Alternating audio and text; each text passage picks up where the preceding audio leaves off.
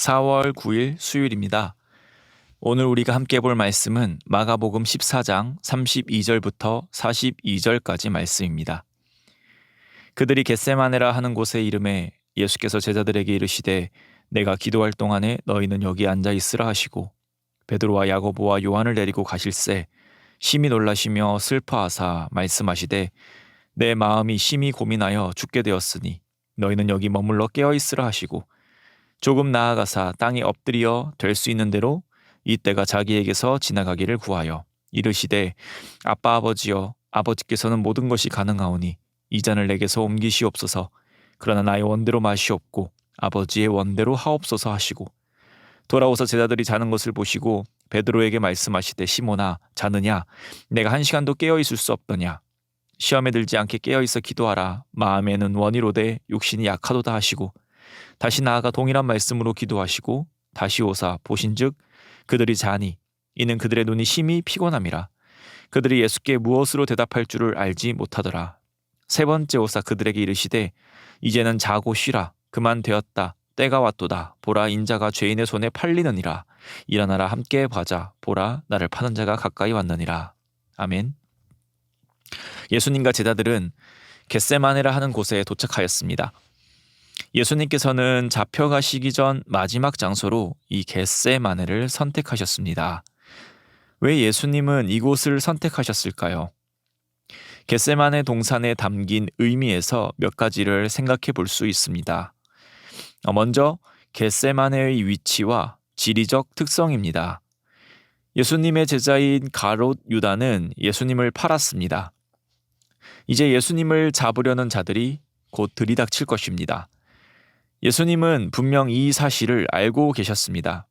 예수님 본인을 해하려는 자들이 다가오고 있을 때 예수님은 숨거나 도망가시지 않으셨습니다. 겟세마네에 머무는 것이 바로 이 사실을 말해줍니다. 겟세마네는 성전에서 가장 가까운 조용한 동산입니다. 갈람산의 서쪽 끝 부분이라 할 수 있습니다. 겟세마네는 숨기에 좋은 곳이 아닙니다. 예루살렘과 너무 가깝고 동산이어서 쉽게 노출됩니다. 예수님은 곧 임박할 십자가의 고난을 아셨습니다. 그러나 예수님께서는 그 고난을 감당하기 위해 오셨습니다. 예수님은 십자가의 고난 앞에 결코 숨거나 도망하시지 않았습니다. 예수님께서 제자들과 겟세마네에 머무르셨다는 것은 예수님께 다가오는 그 십자가의 고난을 피하지 않고 오히려 그것을 향해 나아가시는 것임을 우리는 알 수 있습니다.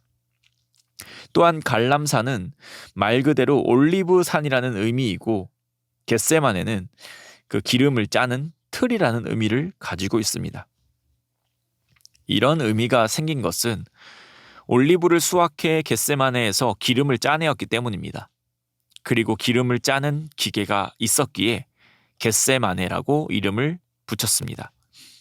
기름을 짜는 틀을 생각할 때 이곳에서 있었던 그 예수님의 어떤 모습이 연상됩니다. 마가복음에서는 다루고 있지 않지만 오늘 본문의 평행 본문인 누가복음 22장 44절 말씀을 보시면 예수께서 힘쓰고 애써 더욱 간절히 기도하시니 땀이 땅에 떨어지는 핏방울같이 되더라. 예수님은 겟세마네 동산에서 땀방울이 핏방울이 되도록 기도하셨습니다. 올리브 기름을 짜내는 틀이라는 그 이름의 겟세마네와 예수님의 힘쓰고 애써 더욱 간절히 기도하셔서 땀이 핏방울이 되는 이 비슷한 모습은 결코 우연이 아닐 것입니다.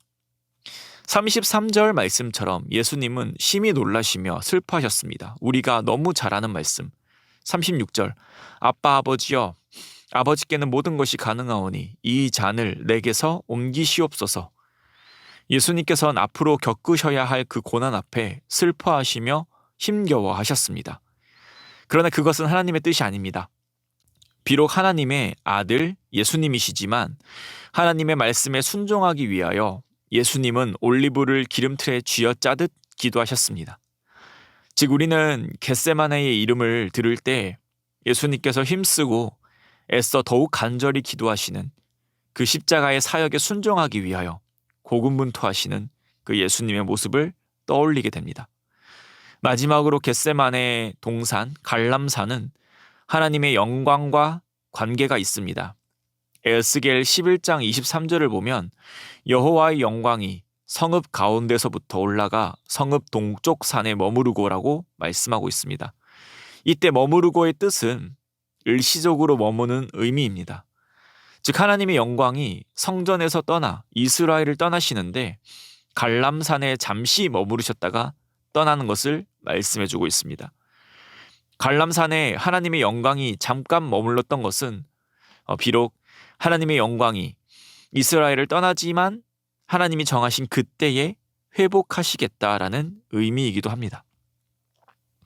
하나님께서 에스겔에게 보여주신 그 환상이 드디어 예수님을 통해 이루어지고 있습니다. 하나님의 영광은 갈람산에 잠깐 머무르다 떠났지만 이제 예수님께서 이스라엘뿐만 아니라 모든 인류를 구원하시기 위하여 감람산의 그 겟세마네 동산에서 기도하고 계십니다. 그렇기에 우리는 겟세마네에서 기도하시는 예수님을 보며 하나님께서 약속하신 그 회복, 이스라엘을 넘어 모든 인류를 구원하시는 그 하나님의 약속이 이루어지고 있음을 알게 됩니다. 예수님께서 겟세마네에서 제자들과 함께 도착하시고 그곳에서 기도하시는 것은 하나님께서 사람을 구원하시기 위한 계획을 이루어 가시는 중이며 예수님께서 자발적으로 십자가의 고난에 순종하시는 그 모습을 보여주고 계시는 것입니다. 사랑하는 성도님, 예수님께서 이 제자들과 함께 이르신 그 겟세마네의 이름을 들을 때 우리는 단순히 갈람산 서쪽에 있는 동산이라는 사실을 넘어서 예수님께서 행하신 것을 떠올리게 됩니다. 우리를 위하여 하나님의 아들을 십자가에 내어주신 성부 하나님의 사랑, 피하시지 않고 36절의 말씀과 같이 그러나 내 원대로 마시옵고 아버지의 원대로 하옵소서라고 말씀하시며 이 다가올 고난 앞에 기도로 순종의 길을 걸어가시는 그 예수님의 사랑, 이 모든 것을 깨닫고 예수님의 십자가의 죽음이 나를 구원하기 위함임을 깨닫게 하시는 그 성령님의 사랑, 우리는 겟세마네를 통하여 하나님의 사랑을 경험하게 됩니다.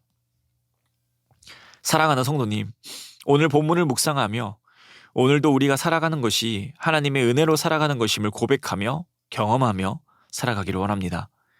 그리고 그저 호흡하기 때문에 살아가는 것이 아니라 하나님과 교제하며 하나님의 사랑을 누리며 살아가는 자임을 깨닫고 오늘 우리의 삶이 얼마나 가치 있는 삶인지, 우리가 무엇을 위하여 살아가야 하는지 이 겟세마네에서 기도하시는 예수님의 모습을 통해 깨닫고 순종하는 은혜가 우리에게 있기를 소망합니다.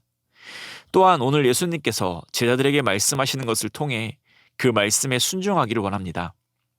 예수님은 제자들에게 이 32절 말씀과 같이 기도할 동안에 여기 앉아 있으라라고 하셨습니다. 이것은 단순히 앉아서 쉬고 있으라는 의미가 아닙니다. 예수님께 앞으로 닥칠 고난에 대해 하나님께 기도하며 이 시간을 준비할 텐데 그것을 보고 함께 참여하라는 의미입니다. 특히 33절과 같이 예수님은 베드로와 야고보와 요한을 따로 데리고 가셨습니다. 예수님께서 심히 놀라시고 슬퍼하시며 34절과 같이 내 마음이 심히 고민하여 죽게 되었으니 너희는 여기 머물러 깨어있으라 라고 세 명의 제자들에게 특별히 당부하셨습니다. 깨어있으라라는 것은 그저 졸지 말라는 의미가 아닙니다. 앞에서 앉아있으라 라고 말씀하신 것과 같이 깨어있으라라는 것은 육체적으로도 깨어있으라라는 의미이지만 영적으로도 깨어있으라라는 것입니다. 36절 말씀에 아빠 아버지여 아버지께는 모든 것이 가능하오니 이 잔을 내게서 옮기시옵소서. 예수님은 분명 십자가를 지시기 위하여 이 땅에 오셨습니다. 그러나 그 끔찍하고 비참한 고난 앞에 예수님께서 이런 기도를 하셨습니다. 후반절에 아버지의 원대로 하옵소서라는 말대로 하나님 아버지의 뜻은 예수님께서 십자가를 지시는 것입니다. 예수님께서 물론 아버지께서 원하시는 그 순종의 길을 걸어가셨지만 그 고난 앞에 잔을 옮겨달라는 솔직한 마음을 드러내기도 하셨습니다. 우리는 어떤가요?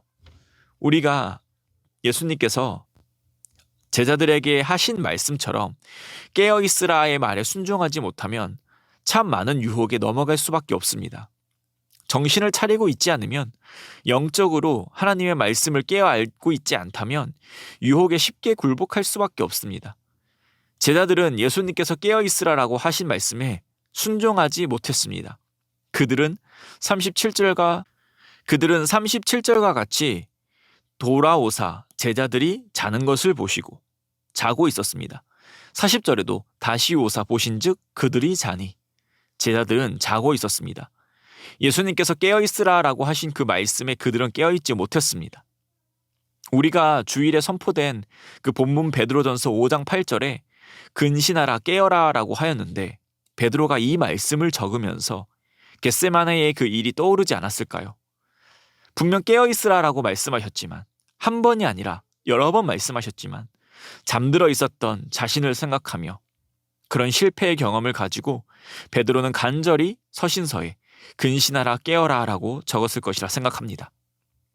사랑하는 성도님, 우리가 이번 주에 그리고 저번에 베드로전서 강의 말씀을 들으며 깨어 있어야 하는 이유가 대적자 마귀에게 대항하기 위해서임을 보았습니다. 예수님께서 겟세마네 이후에 앞으로 일어날 일들을 보시며 제자들에게 깨어 있으라라고 말씀하셨습니다. 오늘 우리의 삶에도 수없이 많은 영적 갈등, 마귀의 유혹이 찾아올 것입니다. 그때 깨어있는 은혜가 있기를 소망합니다. 하나님의 말씀을 마음에 선명히 새기고 하나님 말씀 앞에 영적으로 잠든 것이 아니라 깨어있어서 오늘 우리가 살아갈 모든 상황 속에서 하나님이 기뻐하시는 선택을 하며 살아가는 우리가 되기를 소망합니다. 말씀을 맺겠습니다. 오늘 하루도 겟세마네에서 순종하신 그 예수님의 사랑으로 살아가는 우리가 되시기를 소망합니다. 또한 예수님의 그 순종의 모습을 보며 제자에게 우리에게 깨어있으라라고 말씀하신 그 예수님의 말씀을 마음에 새기며 우리의 오늘 하루, 우리의 삶에서 온전히 하나님께 순종하며 살아가는 그래야 하나님께 영광 올려드리는 하루가 되시기를 주님의 이름으로 축복합니다. 기도드리겠습니다. 하나님 아버지 감사합니다. 우리는 하나님의 은혜로 살아감을 고백합니다. 어느 것 하나 주님의 은혜 없이 되어진 것이 없음을 고백합니다. 그러므로 하나님, 오늘도 늘 은혜에 감사하며 그 은혜를 찬양하며 살아가는 주님의 자녀 되게 하여 주시옵소서. 우리의 입술에서 마음에서 고백하는 그 찬양이 당연히 우리의 삶의 태도 또 행동으로 연결되어야 함을 알고 있습니다. 주님, 주님을 사랑하기에 순종케 하여 주시고 오늘도 세상에 어떤 유혹이 찾아와도 깨어 있어서 하나님의 말씀 앞에만 살아가는 주님의 백성 되게 하여 주시옵소서. 그리하여 오늘도 우리의 삶을 통하여 주님께 영광 올려드리는 삶을 살게 하여 주시옵소서. 감사하며 이 모든 말씀 우리를 권하신 예수 그리스도의 이름으로 기도드립니다. 아멘. 이 시간 함께 나눈 말씀을 생각하시며 기도하시고 우리 주간 기도 제목에 따라서 전도와 선교를 위해 함께 기도드리겠습니다. 신부산 교회가 부산 지역에 죽어가는 영혼을 살리는 교회 되도록 또 영혼을 품고 기도하며 전도하는 교회 될 수 있도록 기도하길 원합니다. 또 우리 교회가 후원하는 선교사님들을 위하여 함께 기도드리겠습니다. 금주는 캄보디아에서 선교하시는 천준상 이수경 선교사님을 위해 함께 기도드리겠습니다. 우리 합심 제목과 개인 제목으로 기도드리겠습니다.